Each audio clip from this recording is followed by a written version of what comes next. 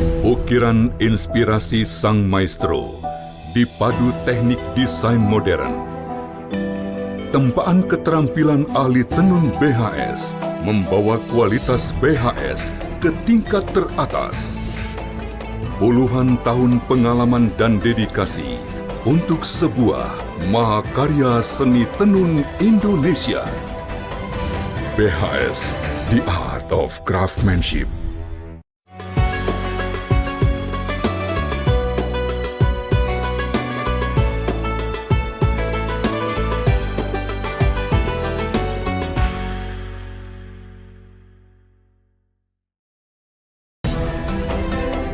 BHS, The Art of Craftsmanship. Bismillahirrahmanirrahim. Assalamualaikum warahmatullahi wabarakatuh. Alhamdulillah, Allahumma salli wa sallim ala sayyidina Muhammadin al-bashiri wa nadhiri alladhi tanfatihu bihi abwabul khairi wa tanqaligu bihi abwabul syarri wa ala alihi latahari wa ashabil akhyari birahmatika ya arhamar rahimin. Pemirsa Al-Baja TV dan sahabat Radioku Network dimanapun berada, kembali kami senang sekali bisa hadir dalam program Halaqah Fajar, dan semoga dalam program ini memberikan banyak manfaat ilmu serta wawasan kita di dalam rumah tangga. Seperti biasa dengan guru kita tercinta Buya Yahya, kita sapa terlebih dahulu. Assalamualaikum Buya. Waalaikumsalam warahmatullahi wabarakatuh. Semoga sehat selalu Buya. Alhamdulillah, berkat doa semuanya, pemirsa hadirin, pendengar semuanya. Semoga Allah beri segala kebaikan dunia akhirat. Amin. Masya Allah, Alhamdulillah. Buya, kita masuk dalam tema hari ini, mudah memaafkan dan mudah meminta maaf Buya. Baik, bismillah. Assalamualaikum warahmatullahi wabarakatuh. Waalaikumsalam. Alhamdulillah, wassalatu wassalamu ala rasulillah Habibina Sayyidina Muhammad ibn Abdillah wa ala alihi wa ashabihi wa mawalah, amma ba'd.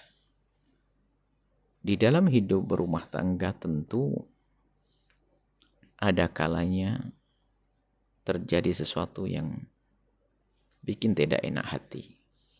Sebuah kesalahan dari pasangan kepada pasangannya. Maka, dan itu pasti ada.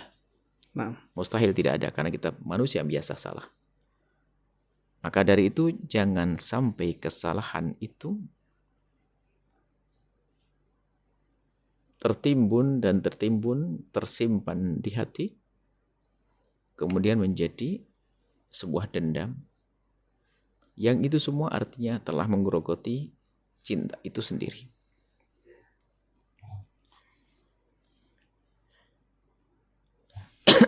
Maka perlu satu cara hidup menghadapi kesalahan.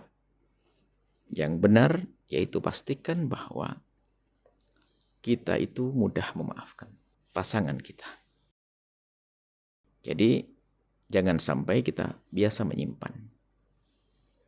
Kalau kita menyimpan di dalam hati, ini akan menggumpal, jadi sesak, sehingga menjadikan paras itu berubah. Senyum jadi susah, tidak riang kepada pasangan, dan itu akan mengurangi keindahan gara-gara sebuah kesalahan, karena kita tidak lapang hati.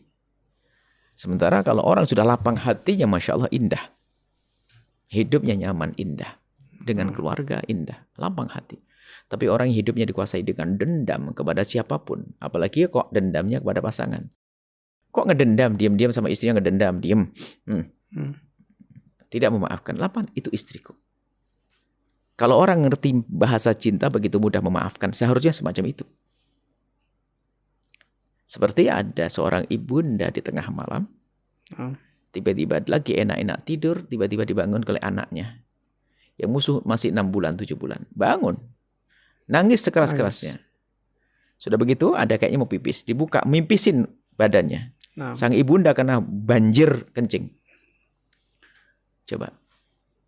Yang ada pada hati seorang ibunda yang mencintai anaknya, ngeblak mukul anaknya di dar atau maklumi? Maklumi, memaafkan anakku. Bahkan masih ketawa, ketawa-ketawa.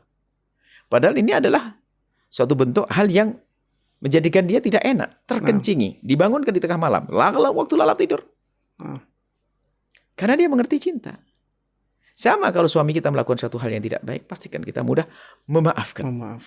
Mudah memaafkan, ini kunci. Tapi tidak cukup ternyata kita hanya pandai memaafkan. Karena memaafkan ini adalah setelah adanya sebuah kesalahan. Sehingga orang cerdas itu kan jangan saya mau berobat deh, saya mau sakit dulu nanti berobat, kan enggak. Yang benar adalah bagaimana? Menghindari dari penyakit. Itu lebih cerdas dong. Ya, menghindari dari penyakit.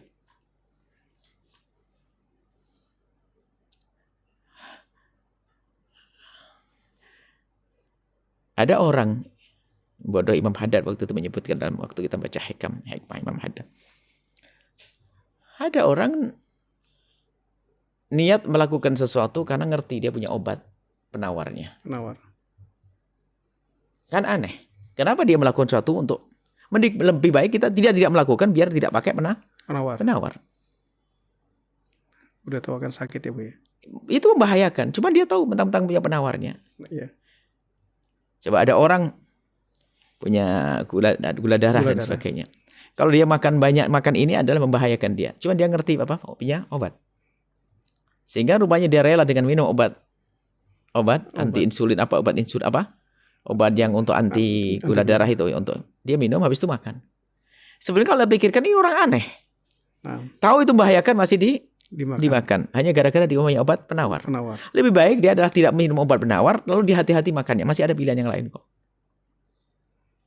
Begitu juga dalam urusan lebih baik saya akan kan banyak dokter, tenang aja lah. Saya luka-luka juga nggak apa-apa. Kok bodoh? Di sini ada obat penawar luka yang dahsyat sini. Ini ada satu tabib yang hebat, dokter hebat. Luka dikasih oles sekali sehari langsung beres. Kemudian setelah itu kita akan menempelkan badan kita di kereta, di ini biar luka-luka. Ya nggak bodoh kan itu? Lebih baik saya menghindar daripada luka. Daripada saya harus luka kemudian diobati. Daripada kita harus meminta maaf, memohon ampun, lebih baik kita menghindari dosa dong. Kenapa harus minta maaf? Itu iya kalau sudah terlanjur kita melakukan kesalahan, kita meminta maaf. Meminta maaf ya. Tapi jangan kita melakukan kesalahan gara-gara dia suka memaafkan. Jadi kalau kita cermati dalam kehidupan bermasyarakat, itu orang kurang ajar. Gara-gara mengerti orang yang memaafkan, loh saya nanya, anggap saja Anda akan gemes dengan seorang anak, anaknya orang kaya, yang bapaknya itu sangat baik kepada dia, hampir tidak memarahi dia. Cuman anak ini rupanya nggak tahu diri, dia punya senapan.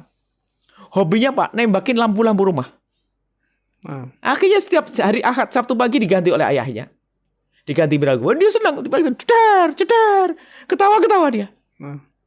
Akhirnya tanya, kenapa kamu tembak? Kenapa sih? Ayah baik, nggak pernah marah ke saya kok. Coba, kita ngelihat anak ini enak. Mentang-mentang ayahnya baik, dia saya nanya. Kalau tahu ayahnya baik, berarti kamu lebih baik dong. Bukan memecahkan ini. Ada televisi ini, tiba-tiba saya pengen tembak paling tua, cedar, pecah tengah. Ada gelas-gelas bagus ditembak, cedar. Ayo, kira-kira gimana? Bodoh. Ini bikin kesel ini orang. Ya sama begitu. Kadang dengan pasangannya, mohon maaf, dengan pasangannya. Mentang-mentang istrinya sangat baik, lalu seorang suami seenaknya. Mentang-mentang suaminya baik, seorang istri seenaknya si dungu menjalani rumah tangga. Seperti anak kecil yang menembakin lampu itu. Kalau sudah tahu pasanganmu, sebab baik, maka jaga kebaikannya. Cuman jiwa mentang-mentang ini memang selalu muncul. Itu seorang istri ngomong kasar kepada suaminya itu, kenapa kok menjadi seperti itu? Karena tahu suaminya lembut, tidak pernah marah. Sehingga sang istri yang dungu tuh tiba-tiba ngomongnya ngangkat suara. Berarti dia minta suami yang pakai taring. Gitu. Sehingga dia menjadi ketakutan. Nah, masa dikasih suami lembut ternyata dia malah kasar. Hal-hal semacam ini kadang terjadi. Sehingga seorang suami seenaknya pada istrinya karena kebetulan istrinya lembut. Coba istrinya juga punya taring, mikir juga dia. Nah, hidup kan bukan taring-taringan kita. Akan tapi saling menjaga dong. Kan begitu. Nah, memaafkan penting. Kemudian setelah itu Anda harus pandai meminta maaf. Tapi sebelum itu jangan Anda mencari salah. Kalau terlanjur Anda melakukan kesalahan, nah ini penting. Namanya manusia. Atau paling tidak Anda menduga itu salah. Segeralah meminta maaf. Jangan cuek. Apalagi bersandar dengan keyakinan Anda bahwa istri sudah memaafkan kok. Nggak cukup. Sebab itu akan nyimpan di hati bahwasanya suamiku seenaknya. Aku memaafkan tapi dia seenaknya. Aku memaafkan seenaknya. Aku memaafkan tapi dia seenaknya. Lama-lama Terkikis. Terkikis dan menjadi benci. Maka Anda minta maaf dong. Sayang, minta maaf. Apapun misalnya Anda pergi ke kantor. Atau ustadz pergi dakwah. Atau siapapun yang pergi kerja. Alangkah indahnya kalau ternyata waktu Anda keluar rumah. Lupa tidak pamitan kepada istri. Anda berhenti sejenak untuk telepon. Sayang, mohon maaf. Aa tadi belum sempat pamitan karena buru-buru, Masya Allah. Dan aku nyari kamu gak ada tadi. Maafin ya. Enak ngomong gitu aja, kenapa susah sih? Kesalahan. Itu kesalahan biarpun kan tidak fatal. Jangan nunggu fatal minta maaf. Membiasakan. Akhirnya seorang istri memaafkan. Ya bang, gak apa-apa, Masya Allah. Insya Allah maafin. Sayanya tadi juga kena kelamaan di toilet sih, Masya Allah. Nih, ya. Jadi meminta maaf itu penting. Sebab ada satu budaya minta maaf tuh gengsi. Suami istri berantem. Ya. Jadi akur nggak ada kata maaf. Akurnya akur aja. Yuk beli bakso yuk. Habis akur besok kumpul hamil lagi. Gitu dok. Ini bodoh banget. Jadi kalau berantem. Selalu akur makan. Minggu depan berantem lagi. Karena belum ada ikrar meminta maaf. Nah, nggak bisa seperti itu hidup.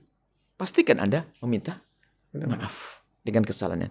Maka kepekaan Anda menjaga hatinya yang sudah terlukai dengan perilaku jelekmu adalah dengan meminta maaf yang tulus. Minta maaf dengan segera.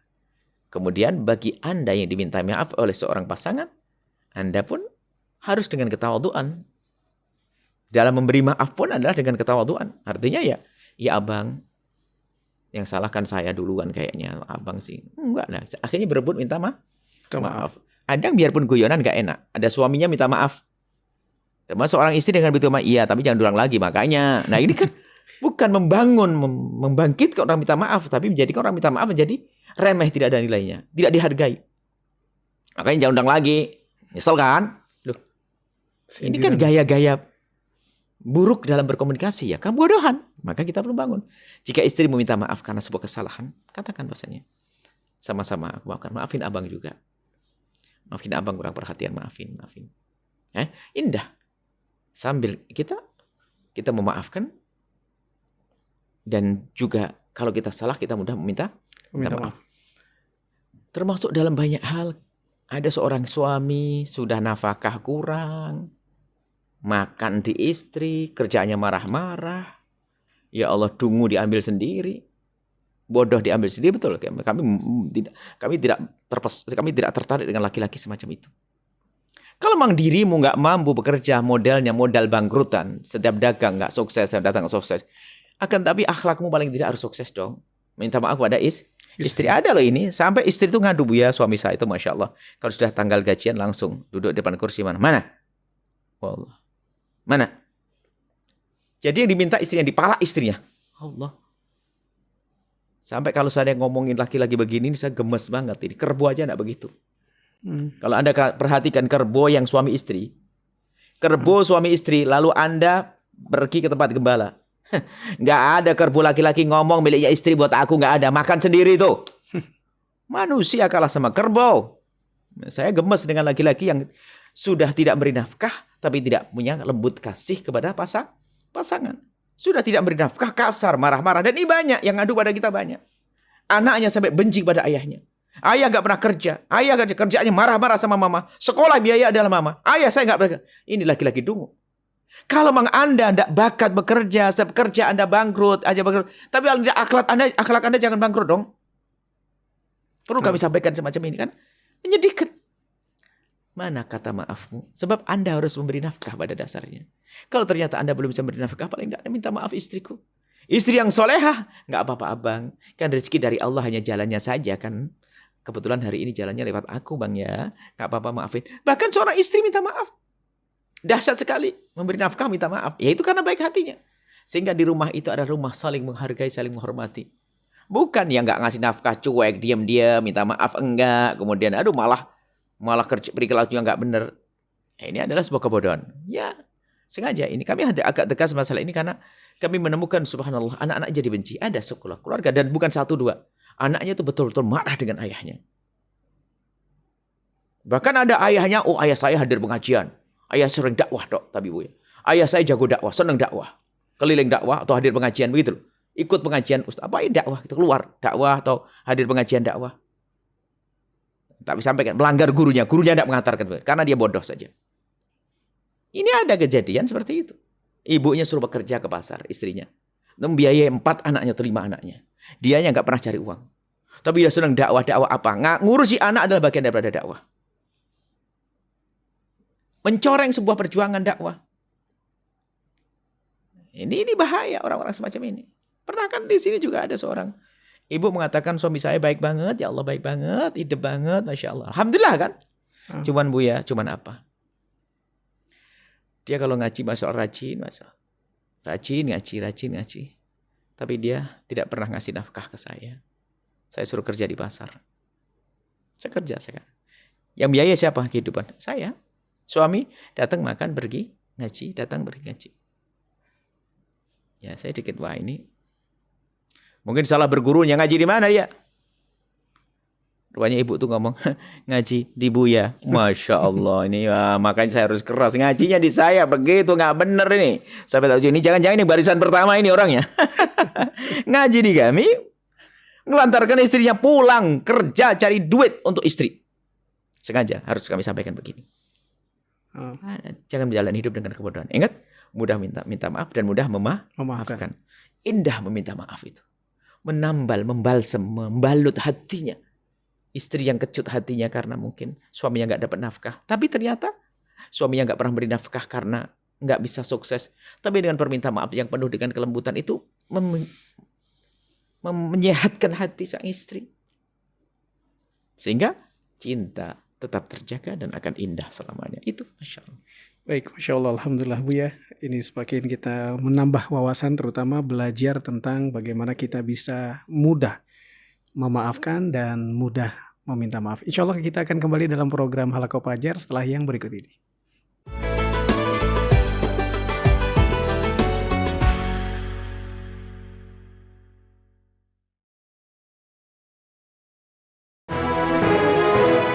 Atlas Super Premium. Superior color. Superior weave. Maximum density. Superior comfort.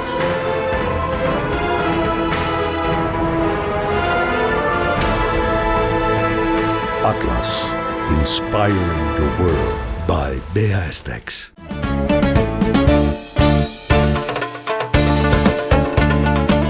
Kami rindu, wahai para bapak, anak Anda bahagia. Sungguh kami merindu, berharap kepada Allah memberikan kebahagiaan pada anak Anda yang akan menikah itu. Bahagia dunia hingga akhirat. Maka perjalanan menuju pernikahan yang benar, resepsi yang benar. Ayo jadikan bahan renungan. Selagi ada hukum dari Allah yang dikatakan para ulama, mulailah Anda dengan sam'an wa ta'atan. Adapun jika ada kejanggalan ilmiah, bukan kejanggalan dari hati, itu bisa jadi karena mungkin kita juga pernah belajar, kok pernah ada ustadz mengatakan ini nggak boleh, kok ini jadi boleh. Bertanya, segala yang ada urusannya dengan panah memanahin ada pahalanya. Sudahlah, kalau Nabi bersabda begitu, nggak usah bertanya ada apa. Sekarang zamannya bom, rodal dan sebagainya. Tetap ini bab lain. Sebab yang mahal adalah membiasakan, menanamkan, menguatkan di hati sang pelaku itu sendiri. Siapakah orang yang dikatakan celaka, nggak beruntung? Orang celaka dan tidak beruntung adalah dakhala alaihi Ramadan. Ramadan masuk kepadanya. Dia bertemu Ramadan, tsumman salakha, kemudian Ramadan pergi meninggalkannya. Qabla yughfara lahu, sebelum dia diampuni. Artinya apa? Orang yang celaka adalah orang yang bertemu Ramadan tapi sampai pisah Ramadan belum diampuni. Karena apa? Di Ramadan nggak ngapa-ngapain. Di akhirat nanti sudah lupa. Seorang ibu lupa anaknya, ayah lupa anaknya, suami lupa istri, semuanya masing-masing nafsi-nafsi. Mikirin diri masing-masing. Dan tidak akan berguna seorang anak kepada ayahnya illa bab syafa'ah, kecuali bab syafa'ah, dan itu dibahas lagi tentang bab syafa'ah.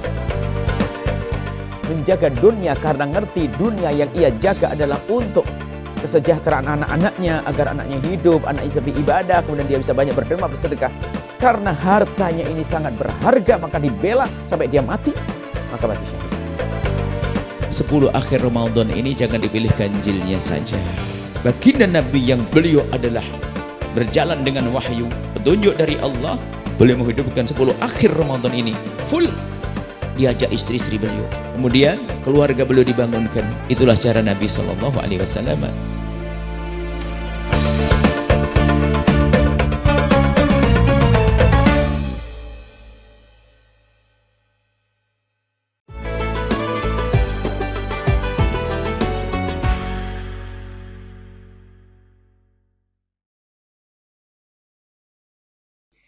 Sahabat Al-Baja TV dan pendengar setia Radioku Network dimanapun berada, masih dalam program Halaqah Fajar dan kita masih membahas dengan tema mudah memaafkan dan mudah meminta maaf, Bu ya. Kelanjutannya, Bu ya. Ini harus menjadi satu budaya ya. Ya. Bahkan mungkin guyonan kami adalah tulis di atas ranjangmu kalimat yang besar, mudah memaafkan dan mudah meminta maaf. Jadi kalau tiba-tiba ada yang cekcok berantem itu langsung nunjuk aja, ingat tuh.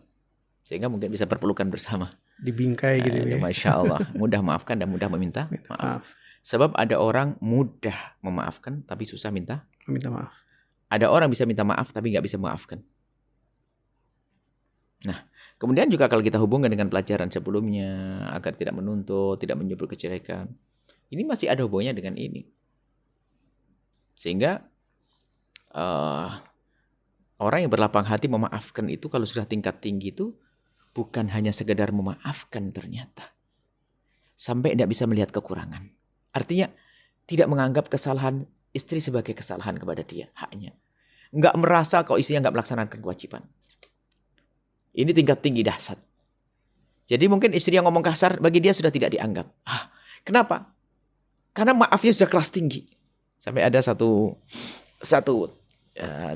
cerita ya. Artinya untuk cerita bahan renungan, bukan apakah terjadi atau tidak terjadi. Ada bersepakat suami setelah belajar dari awal kemarin itu tentang bagaimana mau tidak menyakiti dan sebagainya, minta maaf. Akhirnya seorang suami sama istrinya bersepakat, abang, kayaknya kita tuh harus ya mungkin begini deh, agar kita semuanya bisa semakin baik komunikasi, hal-hal yang tidak baik mungkin harus kita clearkan dong. Kata suami, gimana sayang caranya? Sudah gini, katanya cobalah kita saling, apa sih yang paling tidak aku sukai? Gini bang, suami menulis sesuatu yang paling tidak disukai dari pasangannya. Saling mengoreksi. Nah, akhirnya sang istri membawa satu lembar kertas. Oke lah, kita punya waktu berapa jam sayang ini? 1 jam bang. Oke lah, sang istri ke kamar dengan semangat, sang suami ke kamar dengan semangat. Sang istri menulis bahasanya, aku tidak senang kalau begini, abang suka begini, gini. Just dibungkus, taruh di amplop, ditukar itu amplop. Baik, kita baca yuk. Kata sang istri, abang, iya dong, supaya kita bisa koreksi diri. Akhirnya, sang suami, saya dulu ya, saya imamnya akan saya baca. Dibaca, abang suka begini, abang kurang begini, abang gini. Sambil, Masya Allah, terima kasih sayang, kau mengingatkan saya. Abang gini, nih, Masya Allah, ada beberapa poin. Dipeluk sang istri. Makasih cintaku, sayangku, kau telah mengingatkan abang. Luar biasa, dahsyat.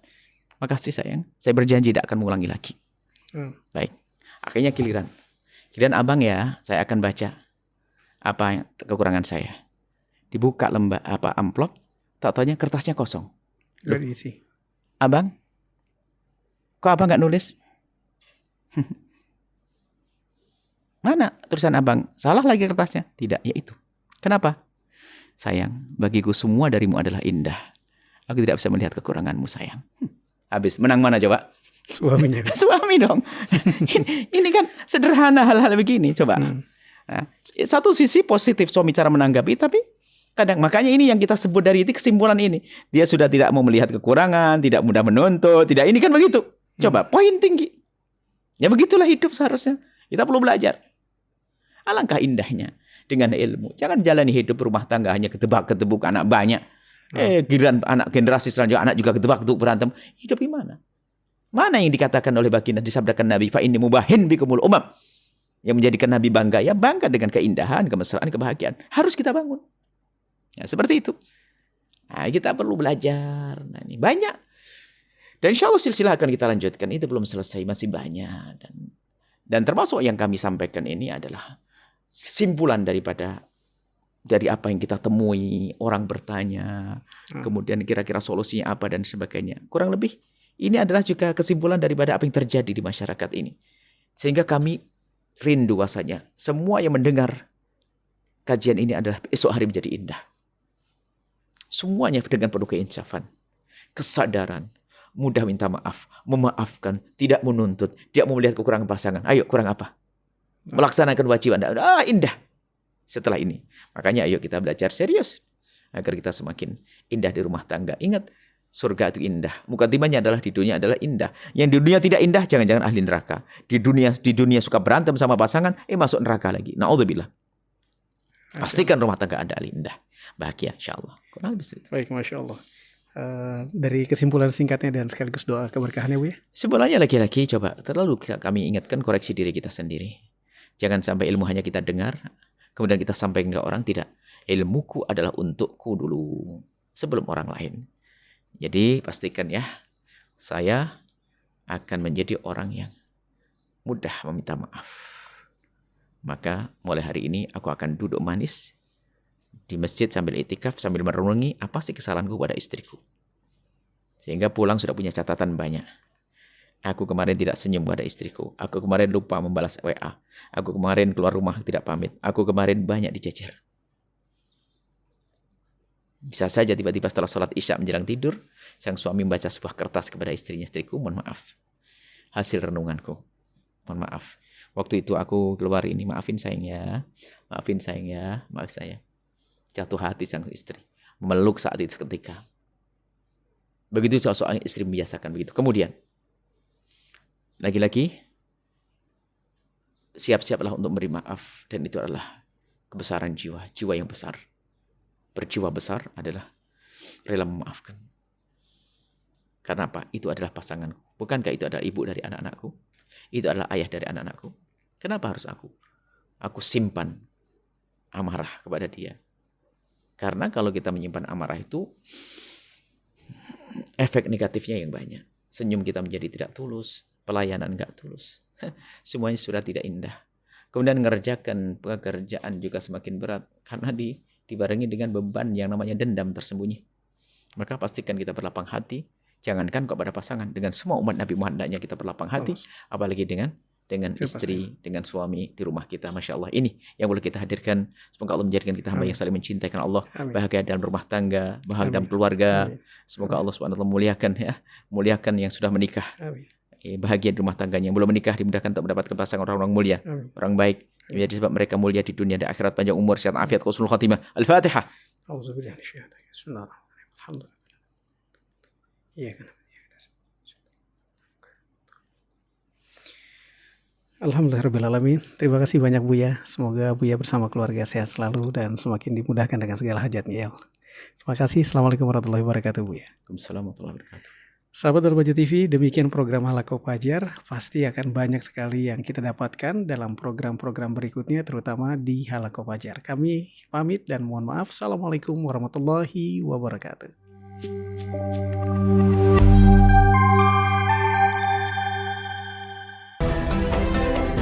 BHS, The Art of Craftsmanship. Ukiran inspirasi sang maestro dipadu teknik desain modern. Tempaan keterampilan ahli tenun BHS membawa kualitas BHS ke tingkat teratas. Puluhan tahun pengalaman dan dedikasi untuk sebuah mahakarya seni tenun Indonesia. BHS, The Art of Craftsmanship.